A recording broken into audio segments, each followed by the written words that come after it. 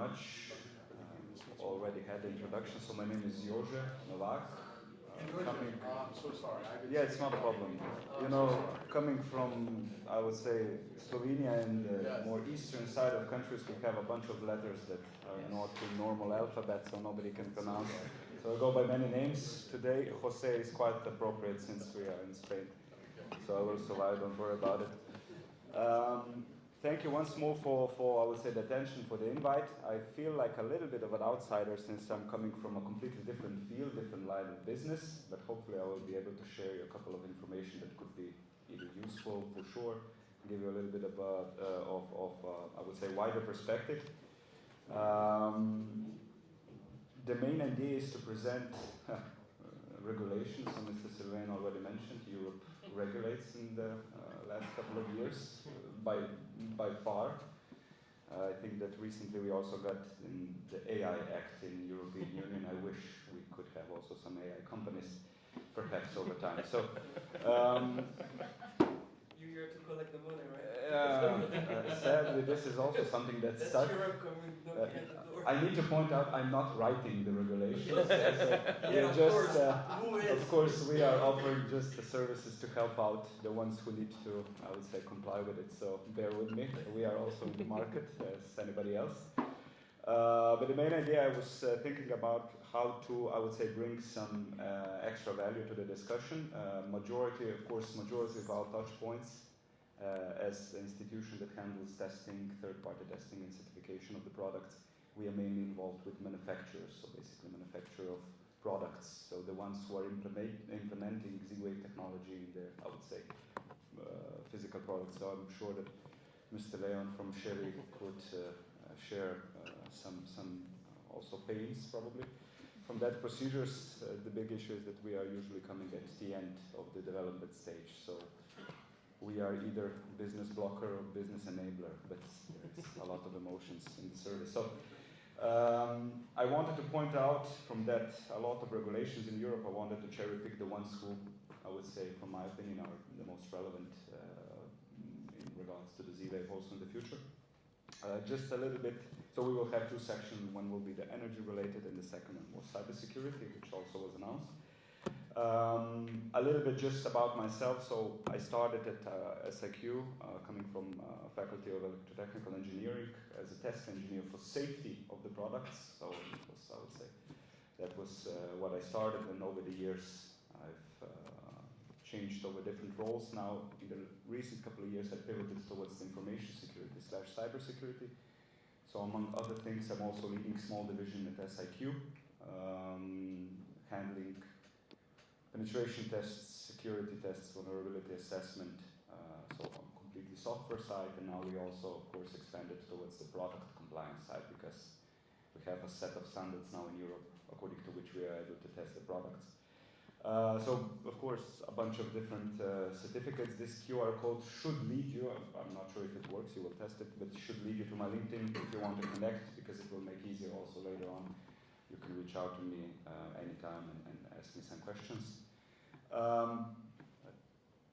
It will be at the end as well. So, just in short about SIQ, since again I'm quite sure that we are not familiar. SIQ is quite a nice acronym for Slovenian Institute of Quality and Metrology, which is obnoxiously long name for institution. We are handling several line of businesses. Product testing and certification is one thing. That's, I would say, the biggest line of business that we offer. We actually work predominantly with international clients, I must say, and we cover quite a lot of different standards. The second line of business is quality management systems, or MSA. This is basically ISO standards. That's usually how people, the easiest place to service. So basically we audit and certify organizations according to various ISO, either 9001, 27001 standards. So basically in first half we do the product testing, we test products, and management systems we assess organizations. We have calibrations department, so metrology department, so calibrating various kinds of equipment as a service. We have training department. Obviously, we have a lot of know-how about compliance, about standards, stuff like that. So we package this as a service as well. And we have two subdivisions. that handles ATEX testing and evaluation. This is an equipment that's intended to be built into explosive atmosphere, for example, pharmaceutical industry, gas and oil, stuff like that. Quite, I would say, heavy stuff. And the information technologies, this, I would say, small division that I already mentioned. I wouldn't point much else about us, just besides that we, even though we are around 200 people employed, around 300 people externally, so our ecosystem is 500 experts big. We've been here for quite a long time, 60 years was last year. Pretty much all the things that we do, we have vertically integrated, so the picture in the background is actually our headquarters in Ljubljana, and inside there's lots of measuring rooms, labs, facilities, stuff like that.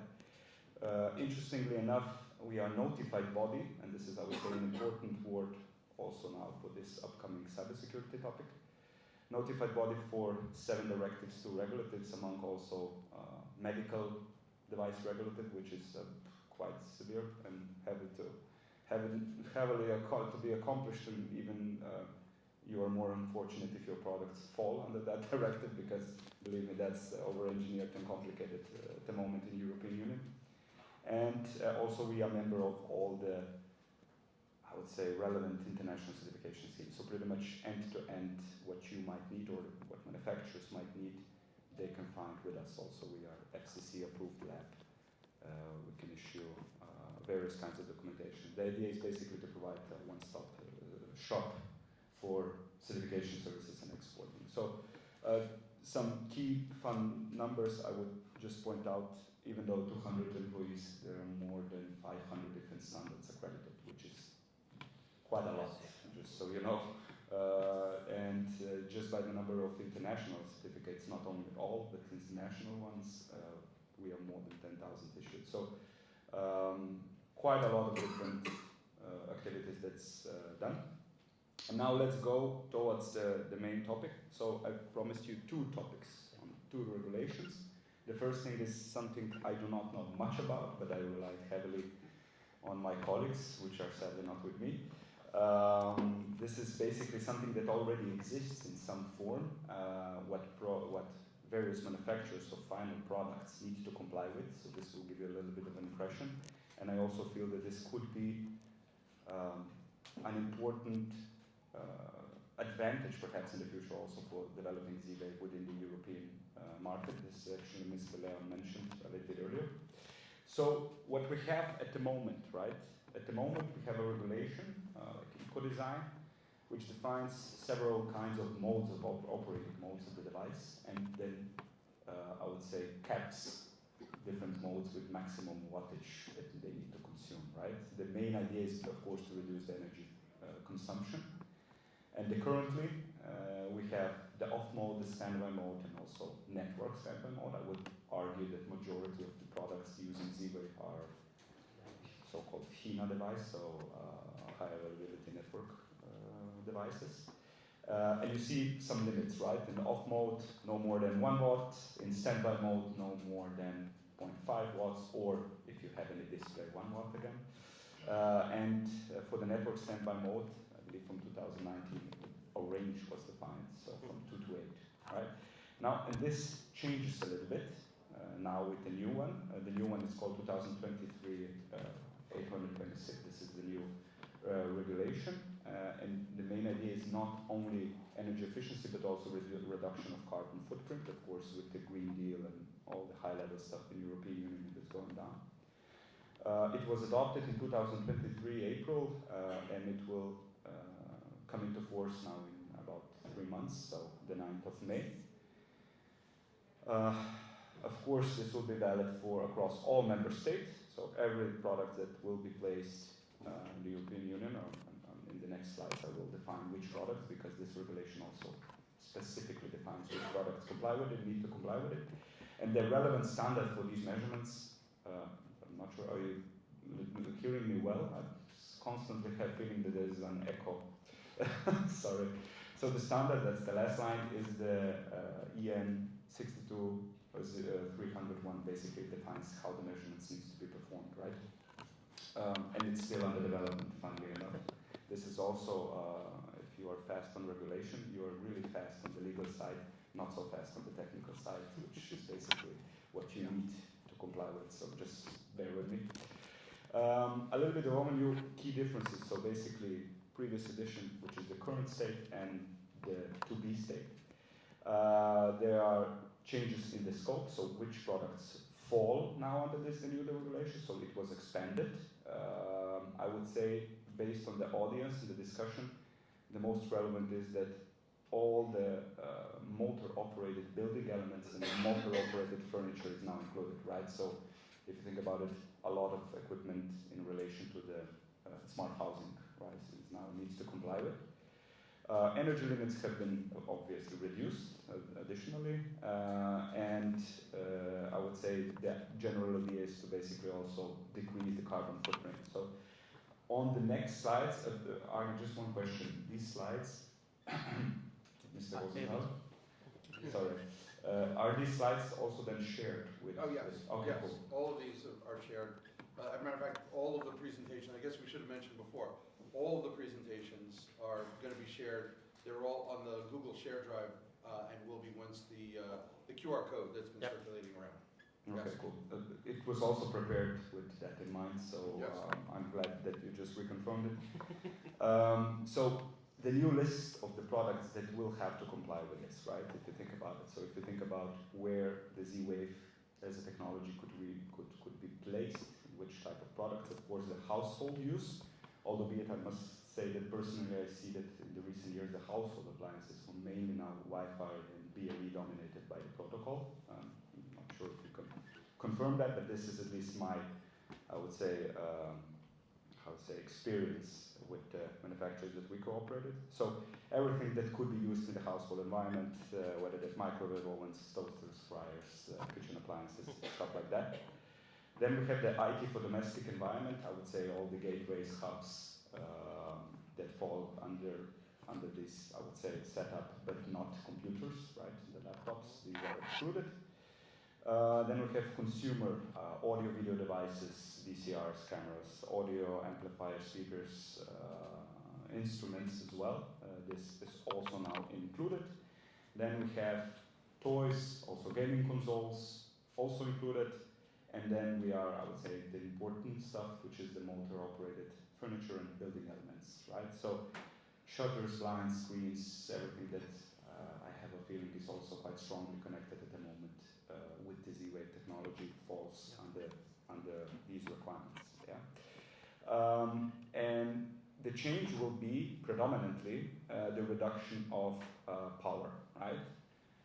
So the energy consumption, for example, in off mode is not 0.5 but 0.3, and I believe the 0.3 was also mentioned by Mr. Leon earlier, all right? Yeah. Then we have energy consumption in standby mode needs to be also reduced to 0.5 or 0.8 if you have display. And for HINA devices, so network standby, it's still the same range, just slightly reduced. I would say the main point of I would say this message is that you understand that the products, so basically the manufacturers who will design products using Z-Wave technology need to comply with these requirements, and the Z-Wave technology actually enables compliance with these requirements. So it makes life of the manufacturers a bit easier, right? That was the general idea. And this is also listed as an advantage, right? I understand completely that you are, I would say, diversified community here, mainly developers and also integrators.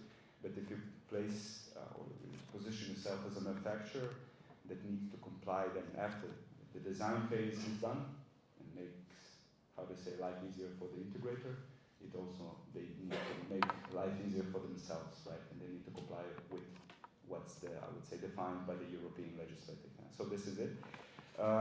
Definitely the pluses as I see, energy efficiency for sure, and of course the good data throughput, and this was common to the ordinary Z-Wave, not considering the Z-Wave long range, which is even better, I would say. The only, I would say, challenges that could be in front of manufacturers is design constraints, also the upcoming talk that there is a preparation of ban of non-rechargeable batteries in the European Union. That's also quite, I would say, important things, because this could lead to also significant design and production costs. So keep in mind that this Green Deal in the European Union is quite serious stuff. So at the moment they're discussing also to ban completely all non-rechargeable batteries. Yeah. Just to think about it. No AA alkaline, no coin type, all goes away. So I would say quite problematic stuff, because on the other side we all know, well, at least we know, wherever you place a lithium battery in the product, you experience many of different challenges, again, strongly related with regulation. So it will be, I would say, quite fun, fun or challenging transition. Yeah? So at this point, this is what I wanted to mention on the topic of energy, and we can have the discussion later on. But since I'm not sure about the timing, perhaps it's better to continue at the moment. Yes. And I would continue with the second set of regulations that is currently in front of us. Already touching point a little bit was this cybersecurity for products and services. Now, perhaps it makes sense to start why, although it's perhaps quite obvious, but it's better to be obvious to see a little bit. So there are more and more, and I'm quite sure you are, of course, more and more also aware of different kinds of breaches, hacks, and stuff like that. And the fun or disaster thing is that an average data breach costs around, or even more than 4 million euros per data breach. So the costs of these breaches are getting up and up. And the most challenging part is, for example, that an organization, if it had an attack or a data breach, they figure it out on average 200 days after it happened, just so you know. So it takes a long time before, no matter with the technology, with the measures, with the CMs and all the, I would say, software that exists for the early detection, usually bad actors can be within the system for quite a while before they are noticed, right? So you have the combination of huge increase of attacks within the European Union, you have the increase of costs. You see that each second organization is de facto daily targeted with phishing, various kinds of phishing attempts. And the estimate is that in this year, the total cost of cybercrime and cybercrime related topic will be almost $10 trillion, which is more than, if you are following stocks, a little bit more than the top of the S&P of the, I would say, top US publicly traded company. So it's, I would say, crazy money. And of course, this is the reason why there is a strong decision on the high-level European side that something needs to be done. And if you have only, let's say, voluntary marks and voluntary things, nobody is actually then doing it. So you have to mandate it, you have to direct the market into that direction, that over time you improve the situation. So this is basically the position of European Commission at that topic. Perhaps also importantly, also IoT malware, so I would say malicious software intended to attack IoT devices, connected devices, increased significantly, almost by a third year over year. And in 2023, there was almost 80 million attacks recognized. So it's a huge number, just to give a little bit of an impression. Perhaps boring slide, but actually it's quite systematic. It should work. So currently in European Union, we have several lines of regulation, depending if it's covering services, companies, or products. So you know that below we have the voluntary, or I would say voluntary/mandatory. We all know about GDPR, which is enforced, Data Protection Act, all clear. We all know, I'm not sure if we all know, but majority should know about Cybersecurity Act, which is de facto enforced, but it's actually a voluntary certification scheme. Perhaps chip manufacturers like Silicon Labs would recognize it. In European Union, that's the EUCC, so the Common Criteria Certification Procedure. Usually it's involved for, at the moment, for, I would say, chip manufacturers. Also, for example, operating systems are certified according to this. But it's a voluntary scheme, sometimes, I would say, required in certain markets or in certain level of the markets, for example. So this is the CSA Act, and then on the right side, top right side, we move firstly to services, or I would say companies. So we have two directives, NIS and NIS2, which is Network and Information Systems for Critical Infrastructure. And what that does, it's a directive, which means that firstly it needs to be, each member state needs to transfer it into local law. All the countries in the European Union were mandated last year, I believe 17th of October was the dead end, or dead end date when all member states should enforce it. And I believe to this day approximately have succeeded. I think 11 countries or something like that still need to do it, among which also Slovenia. Yeah, it's quite heavy stuff. But basically what this directive says, that if you are within specified critical infrastructure, for example, transportation, health services, I don't know, energy supply, water supply, also financial sector, if you fall into these mandatory requirements, you need to implement certain actions to raise cybersecurity resilience. And on one side, you need to implement it in the form of the process, for example, to do the penetration tests, risk management, stuff like that. And on the other side, it also defines who is the regulating body in each country. So basically, inspectors are running around or will run around and check the compliance.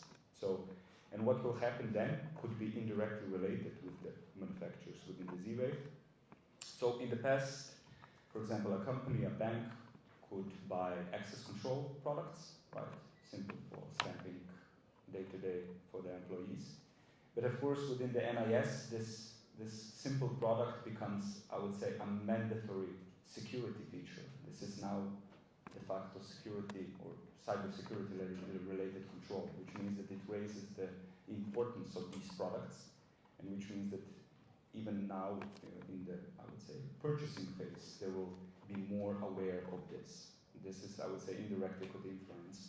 I'm not saying directly for Z-Wave, but for example, for such products that as access control, it really complicates stuff. So just wanted to say that from that, so seemingly completely unrelated legislation, things could trickle down over the years, basically to a basic set of products. So this is one directive on the top right side. There is also additional one which is not listed, which is DORA, mainly related to financial institutions, but I will not bore you with that. It's, I would say, in the parallel field. And then let's focus on the products, which is the top left corner. What's in front of us is additional Article 3.3, which is now included in the Radio Equipment Directive. So the Radio Equipment Directive is the, I would say, the main directive that product manufacturer needs to comply with when they are using any kind of wireless technology. So it could be Z-Wave, it could be NFC, Wi-Fi, whatever. We as a test institute, we do not discriminate between different protocols. For us, it's just frequencies. But in general, all manufacturers need to comply with. And up to now, this in practice meant that if we have a product which is wirelessly connected, it needs to comply with safety measures or safety standards, with EMC standards, with radio spectrum standards, and now from the 1st of August this year, also cybersecurity standards as well. Relatively new thing, the directive is out, or this article is out for a year and a half, but there were a lot of mess, a big mess with the development of the standards. And I will mention this also further on, but now we have the standard, and from last week it's officially also harmonized. And harmonized, this means that if you show the compliance with the standards, we have the presumption of compliance for these products, and that's the basic point. And also we, as a notified body, are able to issue any certificates according to the whole directive. So that's the point. And where everything is leading to the new regulative, which is called Cyber Resilience Act. It has been confirmed on the 10th of December last year. It will come into force in 2 years' time, so 10th of December 2027. And it will take all what is included in the RED directive and also expand it to different sets of products. Now the product is product with digital elements. So we're not talking only about physical products, we're talking about platforms, web applications and mobile applications as well. So you see, bringing it up a notch. So this is, I would say, the current and the future landscape, and this is all relevant for all products, of course, containing with the Z-Wave.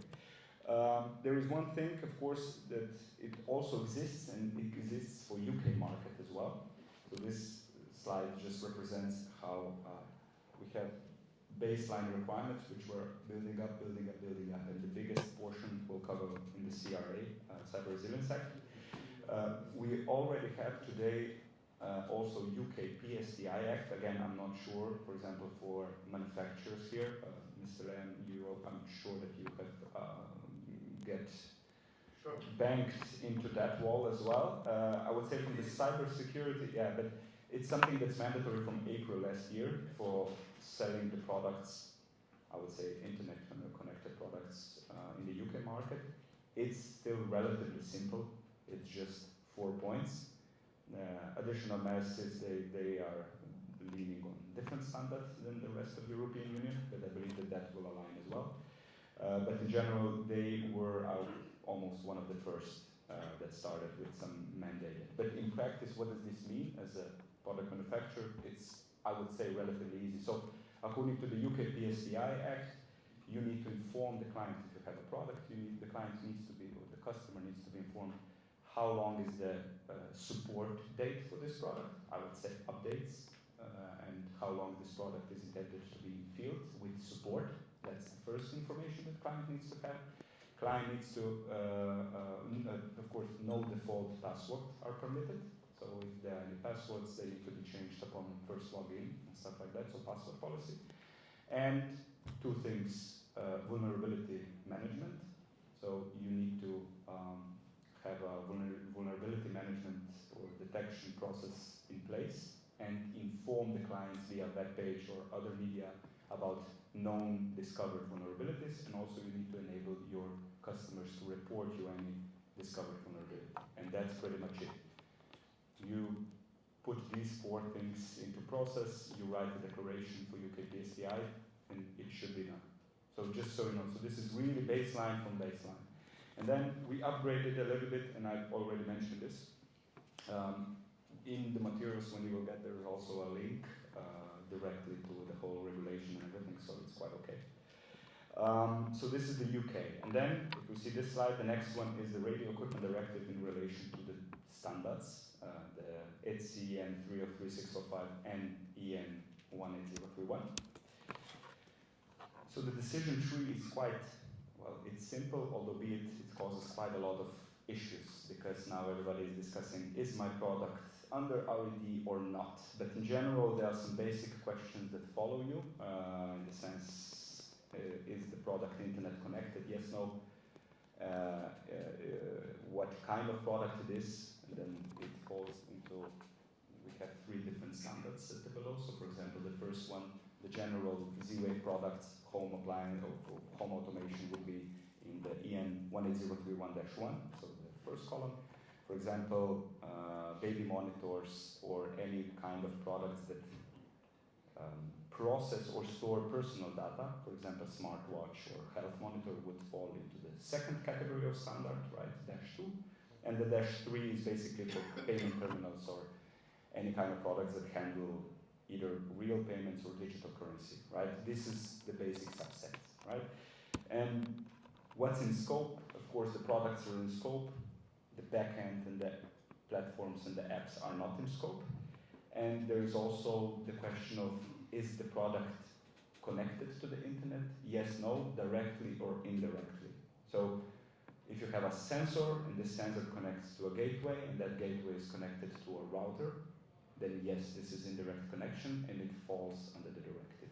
If it would only communicate on the Z-Wave level internally, never get connected via either mobile app or any other backend, then no.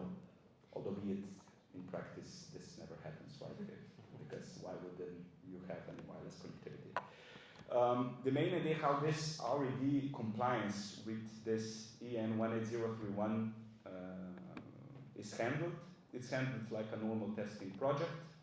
So anybody who has experience with, let's say, EMC testing or radio testing, I would say it's a similar feeling. It's assembled out of 2 parts. One is the conceptual assessment, where documentation is checked, processes is checked,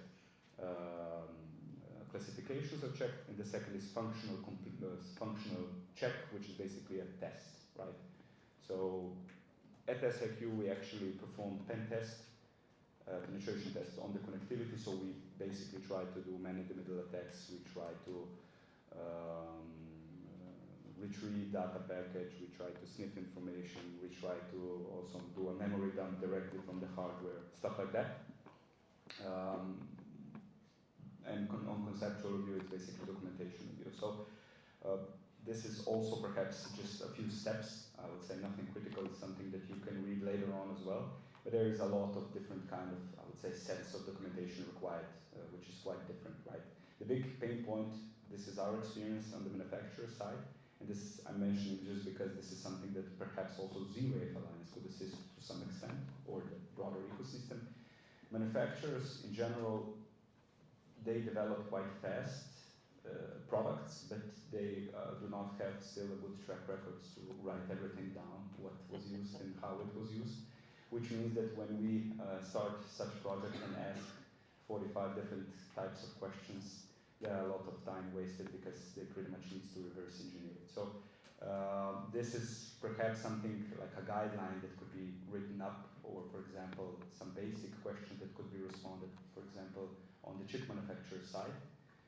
Because I would assume, I have a sneaky suspicion that manufacturers try to push these requirements to the chip manufacturers, and of course, the product compliance is achieved on the product level, not on the chip level, right? So the chip manufacturers are quite limited with the answers that they can provide.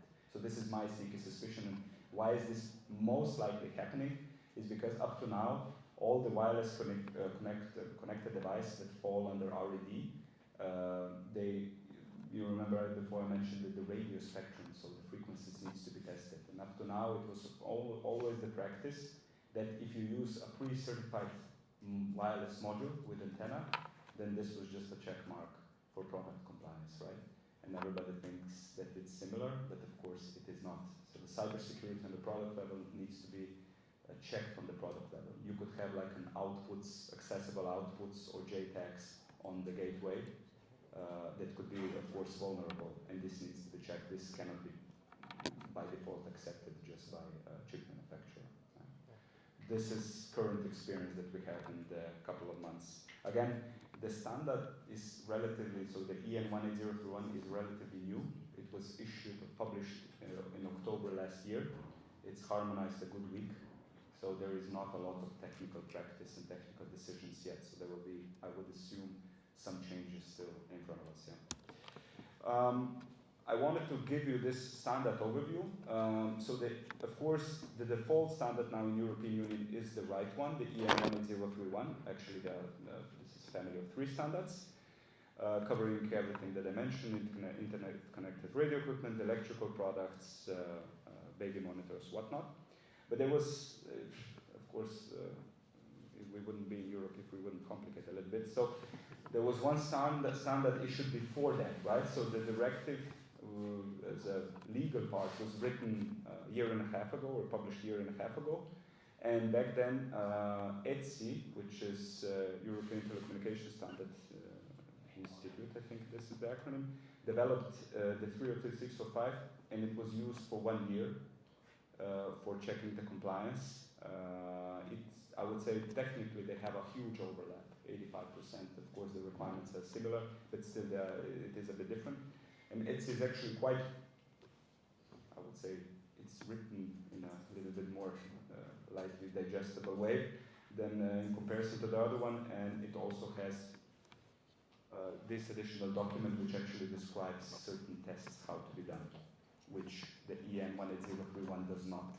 So it's actually, it looks like it's a better standard, but there is a lot of politics behind, and the designated institution in the European Union who writes the standard is TENELEC, so they were appointed to do this one, and this is the one who is harmonized. So just so you know, there are 2 standards, and of course, the ETSI being the first, several countries actually accepted those requirements first. So I would not be surprised in the next years that there will be certain countries rolling out their own legislations based on the ETSI standard and not the EN 18031, but we will see this soon. For example, UK is basically the first village. When talking about standard, I just want to point out one more. It's for industrial IoT. I'm not sure now how popular is Z-Wave technology in industrial IoT. Personally, I haven't seen many products. I believe that there are a lot of Zigbee connected and BLE connected products, and PLCs are mainly plugged in physically, right?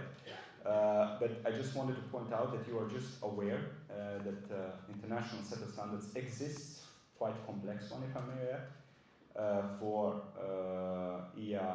IACS, so into industrial automation and control systems.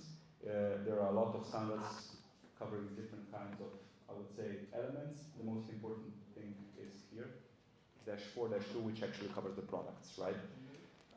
I'm just saying, I'm just pointing it out. I'm not sure. You can correct me if I'm wrong, but I'm not sure if industrial IoT is on the Z-Wave map. It could be, I would say. It's going in that direction. Yeah, but most likely the manufacturers will touch with this standard in that particular field. That's as far as I see. Huh? More than likely, that's the way it'll work. Yeah. Yeah, because this standard is actually also in the international IST scheme, and it makes life easier for manufacturers of such equipment, right? But up to now, I think that worldwide we are not even breaking a number 100 of issued certificates for products worldwide, just so you know. So really, really early stages. Yeah. Now, the last topic is, so UK PSTI where we are, RED, which will happen now in a couple of months, and Cyber Resilience Act, which I already announced a little bit, just to open up a picture. So I mentioned December 2027, and the important thing is that this will become relevant for the CE marking of the products.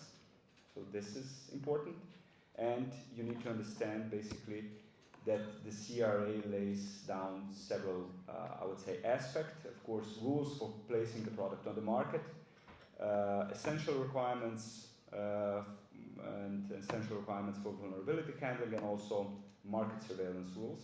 Of course, this will all be happening in the next 2 years. In regard to conformity assessment procedures, I will just point out that it will depend on the level of criticality of the product. Okay? I will have a sneaky suspicion the majority of, let's say, Z-Wave related products will fall into important class 1 or default category. So either self-declaration on the basis of internal control, or self-declaration on the basis of a third party, such as ourselves, testing test labs, and then the ordinary C declaration of conformity. But the important, I would say, products, or important or critical products, and critical would be, let's say, Fortinet, let's say, firewall, or Cisco switch, or password manager, for example, so safety critical. This will be, come again? Yeah, yeah. So this will be like a mandatory certification needed. So not only CE, but most likely CE with that little number that perhaps in the medical field is mainly known, but this is then a signal that it's a mandatory certification needed, and a notified body needs to be involved. Yeah. It's I would say, quite hectic chart. You need to go line by line, otherwise you get lost. But this is just to give you a little bit of an impression where things are going. Again, mainly for product manufacturers. I already mentioned that cybersecurity regulation across the world is now constantly changing. I'm not sure, it's not shown quite nicely, but for example, European Union, okay, we've hopefully clarified that RED directive is the first one. We have the standard. Before, also the cyber trust mark was mentioned. Sadly, I have prepared the presentation a little bit before the official announcement, so it's not in. But the cyber trust, FCC as a governing body in US has been mandated to proceed with the US cyber trust mark. It is, as far as I know at the moment, voluntary mark. Yeah, it is voluntary mark. It will be product based, I'm quite sure. And the set of standards is, of course, US based. So we are talking about NIST, I think 8492 standards. I have it open, I can share it also later. So this US cyber trust, it's not live yet. We will have the information how to proceed and who will be able to test and how this will be going on. But the important thing is that it was, I think, for President Biden, from Mr. Biden, from President Biden, it was his, was it? No. His executive order? No. Brandon Carr, Okay, the FCC chair under Trump 1, okay, was the original sponsor of it. The Biden administration continued the program, okay, and now Brendan Carr is the incoming FCC chair again under Trump 2, and we're all assuming that because it was his baby. deal Yeah. before, it Yeah. will continue to be. Okay, Underwriter Laboratory has already been chosen as the Yeah. AC, I always forget how to say this, the governing, the final testing house. Yeah. The CAL, the ACL? OCID, okay. It doesn't But matter. UL. But others, right, but other testing houses will work under Yes. UL, they'll be assigned by the CLA, that's it, CLA, CLA. okay. The certifying authority. And then others will be able to roll up under UL and be local testing. So let's say there's Okay. a company here in Europe that wants to build product for the American government. SIQ can be the testing house, and as long as they adhere to the UL rules, then you're passed. It's Thank you, another, exactly. it's Yeah. another tax. Yeah, okay. But the important message is that it's voluntary, it's in preparation, standards are different, sadly. It makes life not easier. There are certain also requirements rolling out, for example, Singapore and Thailand, they have also certain cybersecurity requirements. I believe they are leaning towards the 303.645. So I've added a very systematic overview for several countries. So I'm glad, because this is, I would say, impossible to read. But since you have the materials, it should be to some extent useful then afterwards as well. Albeit things are changing quite rapidly here, right? So you see different countries. So in regards to regulation, I'm trying to respect the timeline, sorry. Regarding, and when I thought Z-Wave as a message to the broader community, right? So the Z-Wave inherently is a secure protocol, or I would say there is no incidents proving me otherwise. I believe that there were just some lab tests that in laboratory environments a couple of years ago that basically with a huge effort some guys were able to hack it, but they basically had to use multiple threat vectors, not only one. So inherently, I would say it's a secure protocol. You see that the regulation goes towards security. So this is, I would say, strong, it's hard to say selling point, but I would say benefit for the Z-Wave protocol. I would say it should be relevant and it should be used somehow with the communication for broader adoption. Of course, with the encryption and everything, I won't go into technical details, but challenges that are in front of us are basically just, I would assume that there is also not a lot of Z-Wave hacks, how to say, there are not a lot of persons trying to hack Z-Wave on all fronts. But There are a lot of people trying. Thankfully, they're not successful. not succeeding. Yes. That's only reassuring. But in general, these threats are constantly evolving. It's really hard, I would say, to keep track. But I also noticed on the webpage, although you mentioned that you will update it, but you, for example, from the vulnerability perspective, if I'm not mistaken, I saw that you have listed, I would say, you have the ability to list the vulnerabilities and you're informing. Yeah, so we work with the governing bodies of the world when there are vulnerabilities. There were some identified a few years back for some of our older technology. Yeah.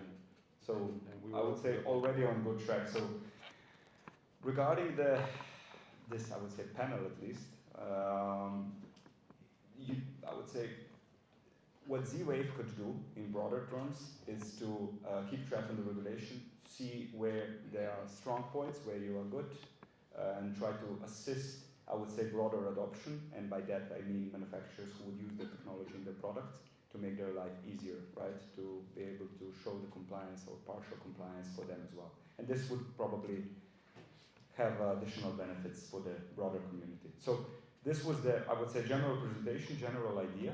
I promise you that you are called again. I'm available. I hope I was not too boring, although the topic is, I would say, marginally boring, right? No. It's challenging. But at least it's important that you are also aware what's going on, in which direction the broader market is going, how to say. Yeah. So please, any questions? Yes, please. Use it, don't abuse it. Yeah, right. No, we have plenty of time. How's the time? You did wonderfully on time. I appreciate that. We, one second. This is number one. Here, we'll use this. No, no, this one. Nope. No, it's all right.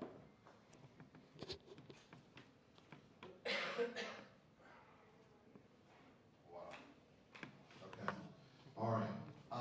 Yes, this is a very challenging subject. It's a challenging subject, not only for the Alliance, but I work with a great many number of other RF protocols and networking protocols, and I can tell you that the conversation that we just had about the various standards and regulations worldwide, I love your eye chart. That's I'm going to hang that on my wall. Are challenging all around. Questions? There's got to be some questions, I'm sure. Yes, PhD. Considering you're in charge of this, I was hoping you were going to ask questions. Yes, so one thing puzzled me a little bit, and that was that indirectly connected to the internet. How do you interpret that as an end device manufacturer? Because you don't really know what your devices are being connected to. So do you need to sort of consider the worst case scenario? That someone will connect to the internet because it's possible? Or how is that interpreted? Yeah, at this stage, so what we handle up to now, it's basically we've actually seen the network flow diagrams or the block diagrams, how the connection goes, and if it goes to the internet, we consider it as a in-scope, right? So it could be an optional service, but if it's possible, it's possible. If it's open outside, we need to consider it. It's quite, I would say, binary at the moment from our point of view. But it depends, of course, on the application. We had also some products that are wireless products that were not connected to the internet, or they proven that they are not connected to the internet, and we said, okay, fair enough. Just continuing Peter's question, suppose we have a home automation device, we certify it for home automation, first column, everything is okay, and then it's Z-Wave, devices are compatible, and it's used by an installer in some industry, where some other column should be applied for the certification. Okay. Whose responsibility is it to actually, because the manufacturer he was not supposed for this device to be used in that circumstance and environment. So who will be responsible for this? Will it be installer? Will it be the manufacturer? Or So for the product, it's always manufacturers. The one, or I would say like this, the one who is placing the product on the market. You know, you can OEM, rebrand, or purchase something, for example, from external markets, and you place it on the product. So the one who is placing it on the market, the one is responsible. But what you're describing is actually misuse. yes, So exactly. if it's a home router, it's written in the user manual and installation manual that it's a how to say home router. If it's mounted into an industrial environment, then some manufacturer, I would say, the one who's placed in the market cannot be held directly responsible. Right? So nobody's responsible. Yeah. We found The the hands are up. first time. The hands are up. Yeah, you work for a certification laboratory. I'm thinking that this is not going to hold water. Please.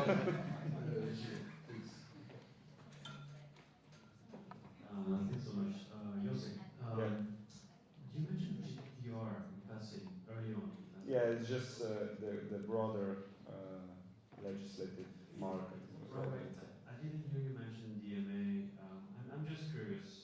Is there any intersection between DMA and what we kind of care about here? No. What we see up to now, no. It's mainly this is the intersection, yeah. On the product side at least. Anybody else? All right. Thank you. Thank you so much. There's another.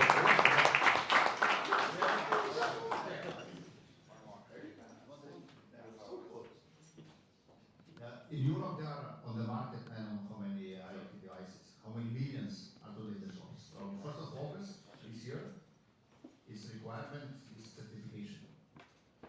So theoretically, it's possible that the labs will certify millions of devices till 1st of August. It's really hard. Because like it's written, the rules 1st of August, it's not allowed to sell any device anymore without this certificate. Correct? I would use the definition. Oh, I would use the definition, the new products that are placed on the market. Yeah. Understand? So the new products that are placed on the market after their date need to comply with the new requirements. Just so you understand. So if we put in the shops end of July, we are fine. Relatively. I would say relatively. No, not. I'm sure. All right, the good news is the silicon manufacturers, Leon's going to be looking for millions of chips right around May, June, so he can deploy all of his products by July. So this is good news for any of you who are selling components to Leon. We are taking orders. There you go, we're taking orders. That's it? I think that's it. I don't know, last time I said that was it, they had another question, so I'm being hesitant now. Okay. Thank you. Thank you very much. This was absolutely incredibly informative.